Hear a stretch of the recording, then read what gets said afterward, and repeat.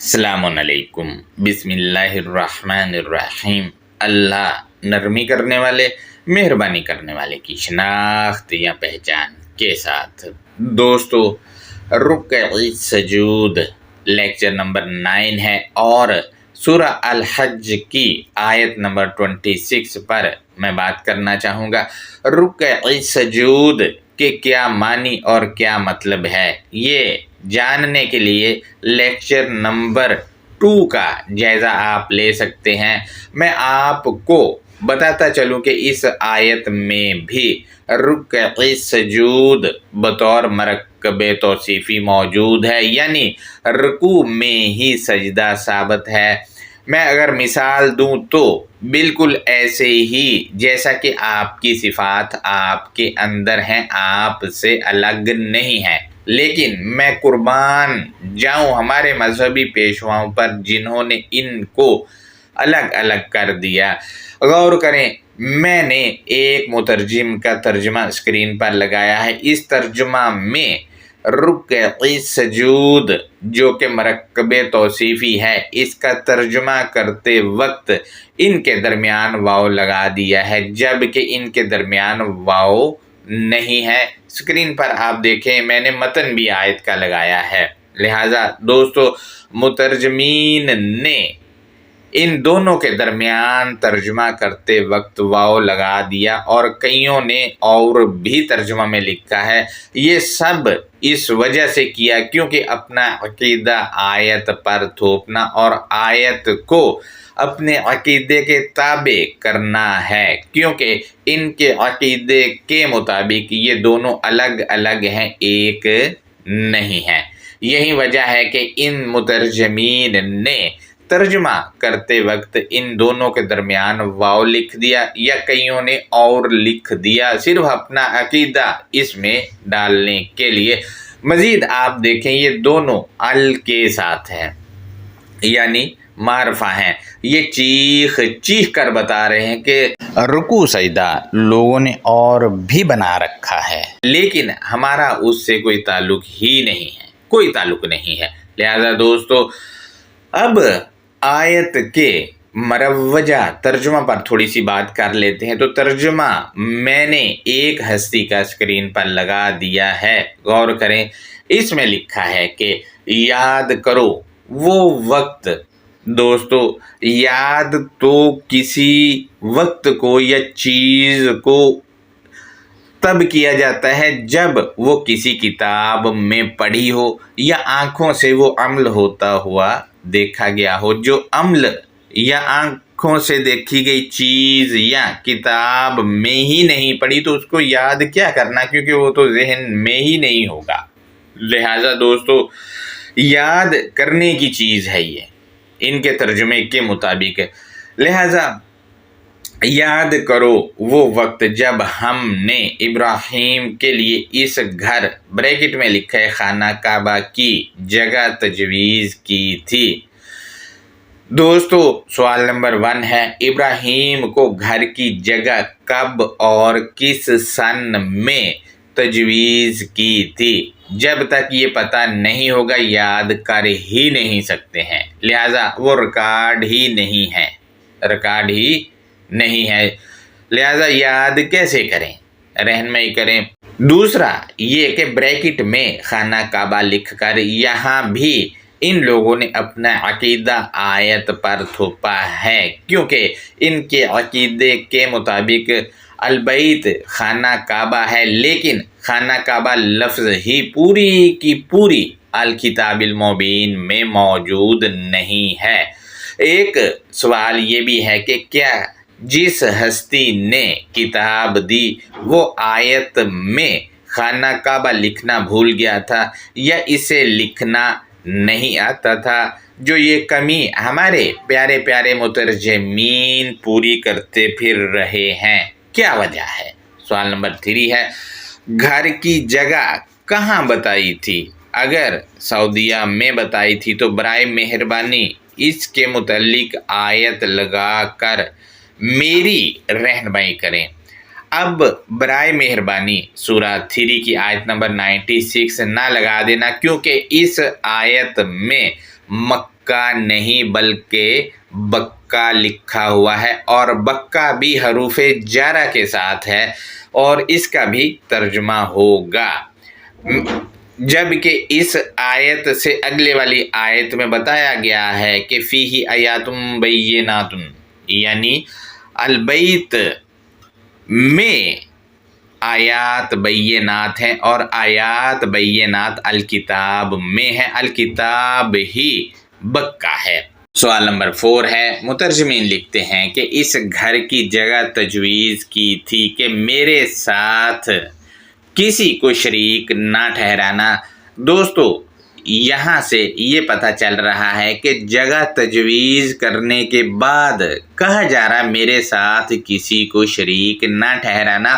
سوال یہ ہے کہ یہ کون سی جگہ ہے جہاں پر اللہ کے ساتھ شراکت داری ہوتی ہے، اور وہ بھی جگہ تجویز ہونے کے بعد، جگہ تجویز ہونے سے پہلے کا لکھا ہی نہیں ہے ان کے تراجم میں۔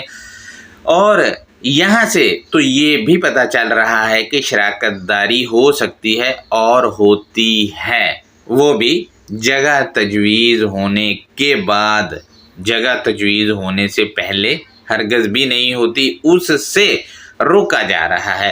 لہذا دوستو، اگر ہم مروجہ جس کو یہ لوگ کہتے ہیں کہ یہ ہے جی بیت اللہ، اگر اس کو دیکھیں تو وہاں تو غیر اللہ کا لٹریچر دن رات پڑھایا جا رہا ہے، اور اسی کے مطابق جو عمل ہو رہا ہے اس میں بھی جو پڑھتے ہیں وہ بھی غیر اللہ کا لٹریچر ہے، یعنی شراکت داری ہی شراکت داری ہو رہی ہے۔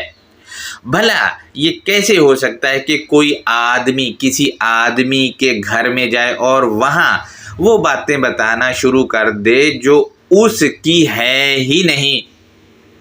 لہذا ایسا کرنے والا جو کر رہا ہوگا کہ دوسری باتیں جا کے بتا رہا ہوگا یا دوسری کتابیں پڑھ کے سنا رہا ہوگا دوسرے بندے کے گھر میں، تو جس کے گھر میں پڑھی جا رہی ہوں گی وہ اس کو ویسے ہی گھر سے نکال دے گا اور کہے گا نکل جا بھائی یہاں سے، یہاں تیرا تعلق نہیں، راگنی سنائی جا رہی ہو ہمیں۔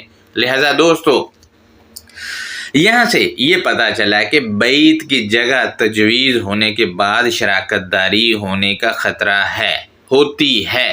لہذا دوستو، ہم مزید آگے بڑھتے ہیں تو سوال نمبر 5 ہے، لکھتے ہیں میرے گھر کو پاک رکھو۔ دوستو، گھر کو پاک کیسے رکھنا ہے؟ پاکی کیا چیز ہے؟ کیا جھاڑو پوچھا لگا کر پاک کرنا ہے یا پانی سے دھو کر صاف کرنا ہے؟ اور نمازی قرآنسٹ اس آیت پر عمل کر کے کیوں سعودیہ جا کر گھر جس کو یہ کہتے ہیں کہ یہ اللہ کا گھر ہے اس کو پاک صاف کیوں نہیں رکھا؟ اور یہ آرڈر بھی ہے اس ترجمہ کے مطابق، لہذا آرڈر پر عمل کیوں نہیں کر رہے؟ جبکہ البیت جو ہے اس پر لیکچر پوری سیریز ہمارے یوٹیوب چینل پر موجود ہے، اس کا جائزہ لیں۔ یہ عمارت یا گارے مٹی کی کوئی بلڈنگ ہے ہی نہیں الکتاب کے مطابق۔ لہذا دوستو، اسم مکان نہیں ہے البیت، لیکن اس کو بھی ایک روم بنا دیا گیا اور اللہ کی طرف منسوب کر دیا گیا، جبکہ یہ اسم مکان نہیں ہے۔ اور ویسے بھی اگر اسم مکان ہوتا تو تب بھی الکتاب اسم مکان اگر ہے بھی تو اس کو کوئی جگہ لیتی ہی نہیں ہے۔ لہٰذا ہم آگے بڑھتے ہیں تو سوال نمبر 6 ہے، طواف کیا ہے؟ طائفین کون ہے؟ اگر مروجہ 7 بار گول گول گھومنا طواف ہے تو اس کے متعلق کوئی آیت لگا کر رہنمائی کریں، جبکہ مروجہ جو گول گول گھومنا رائج ہے اس کی الکتاب المبین نفی کر رہی ہے سورہ 24 کی آیت نمبر 58 میں۔ سوال نمبر 7 ہے، عبادت کے لیے کھڑے ہوں القائمین کے معنی بھلا یہ کیسے ہو گئے؟ نمبر 8 کو ہم دیکھتے ہیں تو ترجمہ میں لکھا ہے کہ رکوع و سجود کرنے والوں کے لیے۔ دوستو، یہاں مترجمین نے رکوع و سجود لکھ دیا ہے۔ میں سوال پوچھتا ہوں کہ یہ کیوں لکھا ہے جبکہ آیت کے متن میں رکع سجود لکھا ہوا ہے جو کہ مرکب توصیفی ہے، اور مرکب توصیفی کے درمیان واو نہیں لگتا اور نہ ہی اور ترجمہ میں لکھا ہوا ہوتا ہے۔ آپ دیکھ لیں ان لوگوں کے خود تراجم اٹھا کے مرکب توصیفی کے سینکڑوں ہیں، کہیں پر بھی اور یا واو نہیں لگایا۔ یہاں پر چونکہ عقیدہ تھا اس وجہ سے انہوں نے لگا کے لوگوں کی آنکھوں میں دھول جھونکی ہے۔ لہذا دوستو یہ کچھ چیزیں تھی جو میں نے آپ سے شیئر کی ہیں۔ اب آیت کی انڈرسٹینڈنگ کو دیکھتے ہیں تو سورہ 22 جو کہ سورہ الحج ہے، اس کی آیت نمبر 26 اس میں لکھا ہے کہ وَإِذْ، اور جس لمحے، یہاں پر آپ دیکھیں تو اس میں اس ہنگامی حالت کا قرینہ ہے، یعنی یہ عمل اب بھی ہو سکتا ہے، کسی بھی وقت، کسی بھی لمحے اور آنے والے دنوں میں بھی ہو سکتا ہے، لیکن ہمارے یہاں اس کو ماضی سے نتھی کر کے ہزاروں سال پیچھے لے گئے، جبکہ اس ہنگامی حالت کا قرینہ ہے کسی بھی وقت۔ یہ آیت میں جتنا بھی بتایا گیا ہے یہ عمل ہو سکتا ہے۔ لہٰذا دوبارہ سے میں ریپیٹ کر دوں تو وَإِذْ بَوَّأْنَا لِإِبْرَاحِيمَ مَكَانَ الْبَيْتِ، اور جب ابراہیم کے لیے ہم نے آیتوں میں موجود حکم یا منشور کو مقام متعین کیا۔ لہذا دوستو یہاں سے یہ پتہ چلا کہ آیتوں میں موجود حکم یا منشور یا دستور کو مقام متعین کیا ہے، اور آیتوں میں موجود حکم، منشور یا دستور الکتاب میں موجود ہے اور یہی متعین کیا گیا مقام ہے۔ لہٰذا یہ مقام متعین کس مقصد کے لیے کیا ہے وہ آیت کے اگلے حصے میں بتایا گیا، یہ کہہ کر کے اللہ تشرک بی شیئا، کہ تو میرے ساتھ پولیتھیزم نہ کر کسی چیز کا۔ دوستو پولیتھیزم کہتے ہیں کہ چیز کسی کا یا مختلف الہوں کا جو حکم ہے اس کو اللہ کے حکم کے ساتھ مکس کر کے آگے بتانا، یہ پولیتھیزم ہے، اور ہمارے ہاں یہ کھل کر ہو رہا ہے، کھل کر ہو رہا ہے۔ آپ دیکھ لیں بزرگ جو ہیں ان کے لکھے ہوئے اس کو آیتوں کے ساتھ پیسٹ کیا ہوا ہوتا ہے اور کہا جاتا ہے یہ جی حدیث ہے، اس کو نتھی کر کے پیش کیا جا رہا ہوتا ہے۔ لہٰذا یہ پولیتھیزم ہے، یہی تو شراکت داری ہے۔ اللہ تشرک بی شیئا، کہ تو میرے ساتھ پولیتھیزم نہ کر کسی چیز کا۔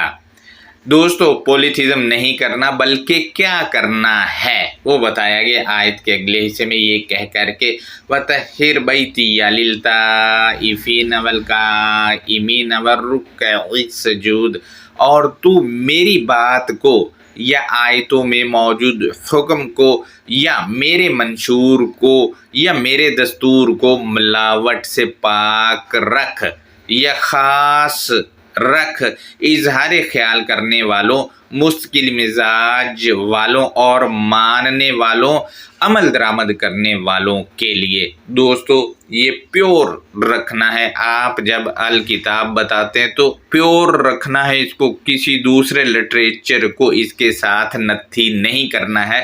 اور کس کے لیے پیور رکھنا ہے؟ اظہار خیال کرنے والوں، مستقل مزاج والوں اور ماننے والوں، عمل درآمد کرنے والوں کے لیے اس کو بالکل خالص سولٹ رکھنا ہے، یہ پیور رکھنی ہے۔ آپ دیکھ لیں ہمارے ہاں جو ممبر پر بیٹھ کر عمل کیا جاتا ہے یا بتایا جاتا ہے پولیتھیزم ہے، اس کا نتیجہ تباہی کی صورت میں آپ کے سامنے ہے۔ لہٰذا اس سے دریغ کریں کیونکہ یہ شراکت داری جو ہے تباہی ہے، تباہی۔ لہٰذا یہ البیت کو طاہر کرنا ہے۔ لہٰذا دوستو یہ آج کا لیکچر تھا، اس میں کہیں نہیں لکھا کہ ماتھا زمین پر لگا کر سجدہ ہوگا اور گھٹنوں پہ ہاتھ رکھ کے آدھا جھکنا جو ہے وہ رکوع ہوگا، بلکہ یہاں پر تو اس کی نفی کی جا رہی کیونکہ یہاں پر یہ بطور مرکب توصیفی آیا ہوا ہے۔ اور اب دیکھیں جیسا میں نے آپ سے شیئر کیا ہے کہ مترجمین نے، کسی نے اس کے ترجمے میں اور لکھ دیا ہے، کسی نے واو لکھ دیا ہے۔ رکع سجود کا ترجمہ کرتے وقت ان دونوں کے درمیان لہٰذا آیت بالکل واضح ہے اور آپ کے سامنے ہے۔ البیت یہاں پر آپ دیکھیں کہ یہ معرفہ ہے اور خاص ہے۔ یہ معرفہ ہونا بتا رہا ہے کہ لوگوں نے بیت اور بھی بنا رکھا ہے، لیکن یہ وہ والا نہیں ہے، یہ الگ ہے اور ال کے ساتھ ہے، خاص ہے یہ۔ لہٰذا یہ ہمارا آج کا لیکچر تھا۔ اپنا بہت زیادہ خیال رکھیں۔ اللہ حافظ۔